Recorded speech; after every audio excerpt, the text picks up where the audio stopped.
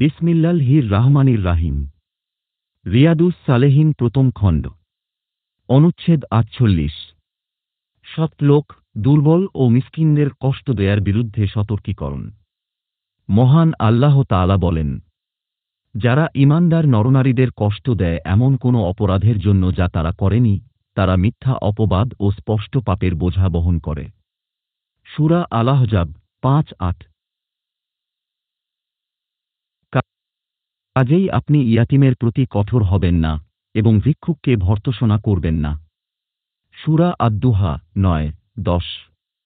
এ পর্যায়ে বহু সংখ্যক হাদিস বর্ণিত হয়েছে।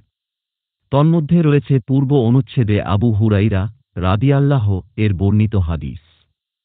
তাতে বলা হয়েছে, যে আমার বন্ধুর সাথে দুশমনি করে আমি তার বিরুদ্ধে যুদ্ধ ঘোষণা করি। এ পর্যায়ে সাদ ইবনে আবি ওয়াক্কাস রাদিয়াল্লাহু বর্ণিত হাদিস মুলাতাফাতিল ইয়াতীম অনুচ্ছেদে উল্লেখ করা হয়েছে।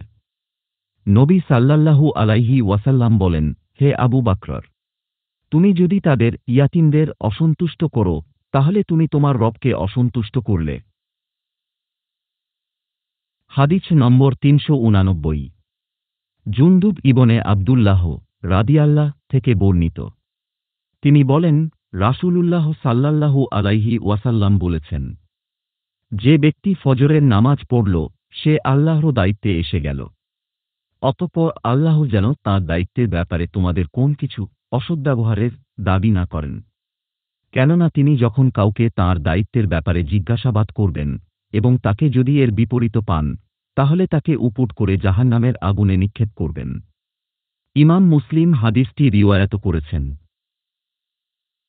পরবর্তী হাদিস পাওয়ার জন্য চ্যানেলটি সাবস্ক্রাইব করে বেল বাটন অকে করে রাখুন। হাদিস আপলোড করার সাথে সাথে পেয়ে যাবেন। কিন্তু আপনার মতামত জানাতে ভুলবেন না। ধন্যবাদ।